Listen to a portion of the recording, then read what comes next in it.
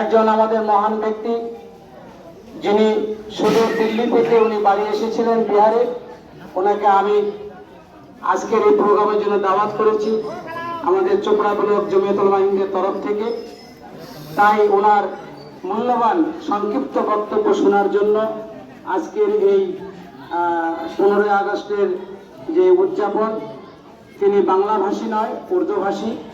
আমরা সকলে বুঝি। আমরা মূল্যবান বক্তব্য শুনে আমরা এখান থেকে প্রোগ্রাম শেষ করব। এরপরে আমাদের বাচ্চাদের আর্ট কম্পিটিশন আছে। তারপরে আমরা কিছু দুস্থ মহিলাদেরকে ডেকেছি, তাদেরকে কিছু কাপড় দিব, শাড়ি, সালোয়ার স্যুট। তো তিনাদেরকেও আমরা দিব, আপনারা কেউ যাবেন না যিনারা এসেছেন। আশা করি আমাদের সামনে কারি নওশাদ আদিল সাহেব, দিল্লি জমিয়তুল উলামা অর্গানাইজার।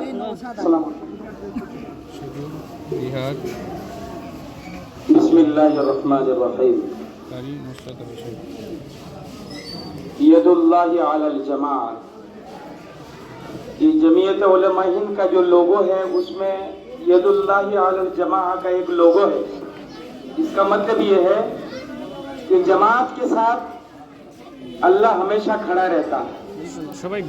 बुजुर्गों और दोस्तों, नौजवान साथियों, हजरात उलमा किराम और इस प्रोग्राम में शिरकत करने वाले हमारे मदरसे के सेक्रेटरी साहब और हमारे जनाब मौलाना व डॉक्टर जहीर साहब और मौलाना अब्दुल बारी साहब, हमारे ये सादिक भाई, और इस प्रोग्राम के रूह रवां जनाब हाफिज सैफुल इस्लाम साहब, जो जमीयत उलमा जिला उत्तर दिनाजपुर के जनरल सेक्रेटरी हैं।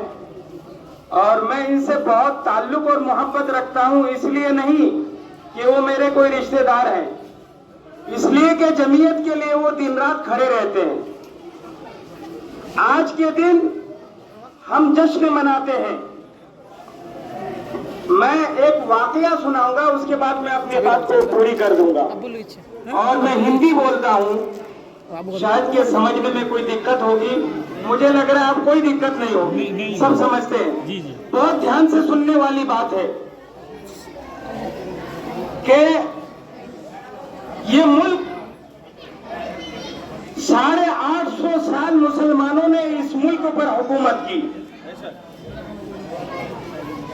अंग्रेज जो तिजारत के सिलसिले में हिंदुस्तान आते थे, वो तो शुरू से ही ज़हीन और होशियार, उन्होंने अलग अलग रियासतों में अपनी हुकूमत जमा ली। और सबसे आखिरी बादशाह बहादुर जफर रहमतुल्लाह अलैह के जमाने में अंग्रेजों ने अपनी पूरी हुकूमत सन 1803 में ब्रिटिश गवर्नमेंट ने एक ऐलान किया। क्या ऐलान किया?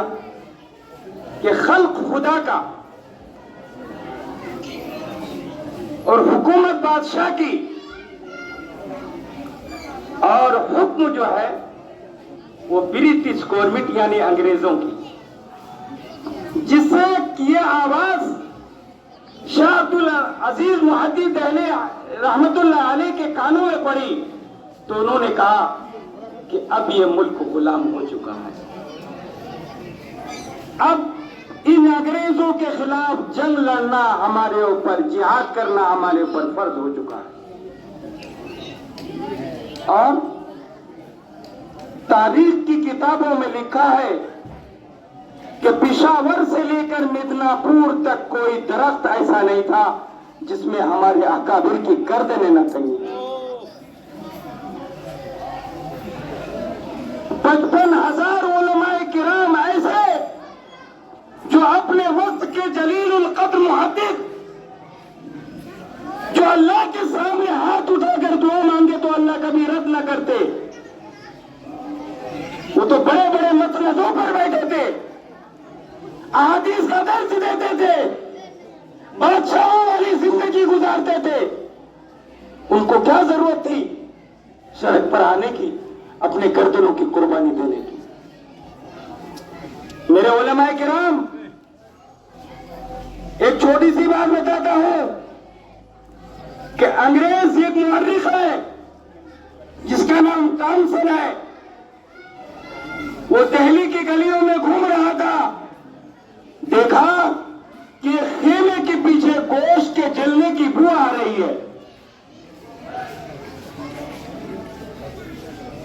टॉमसन लिखता है कि अंग्रेज गवर्नमेंट के बड़े बड़े अफसरान ने उन उलमाए किराम को, जिनको नंगा कर रखा था, उनसे यह कहा कि सन 1857 में तुम्हारे जो पूर्वज हैं जिन्होंने यह ऐलान किया है, ब्रिटिश गवर्नमेंट के खिलाफ जो ऐलान किया है, जो फतवा जारी किया है, अगर तुम उससे इनकार कर जाओ तो हम तुम्हें छोड़ देंगे। तारीख में लिखा है, टॉमसन जो तारीख की किताबों का माहिर था, उसने लिखा है कि 40 के 40 उलमाए किराम को जलते हुए, खोलते हुए तेल के अंदर डाल दिया गया, लेकिन एक ने भी ये नहीं कहा। उनकी जबान से एक ही बात थी, जो हमारे अकाबिर ने फतवा जारी किया है, ना हम ये कदम आगे बढ़ेंगे ना पीछे हटेंगे। 40 के 40 उलमाए किराम को उस जलते हुए कढ़ाई में डाल दिया। हम सफेद कपड़ा पहनकर, गर्दनों में रुमाल डालकर अपने आप को बहुत बड़ा मुजाहिद समझे, ऐसा नहीं है। हमको कुर्बानी देनी पड़ेगी।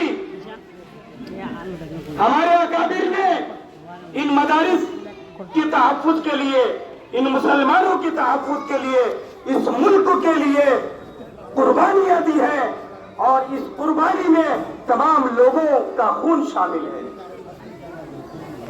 चाहे हिंदू हो, चाहे मुसलमान हो, चाहे सिख हो, ईसाई हो, सबने मिलकर इस मुल्क को आजाद कराने में बड़ी कुर्बानी दी है, बड़ा बलिदान दिया है। अमृतसर के अंदर आप लोगों ने सुनना होगा कि अंग्रेजों ने तमाम हिंदू मुसलमानों को एक बाग में बुलाया, और वहां पर बुलाने के बाद ये कहा कि तुम्हें कुछ इनाम दिया जाएगा।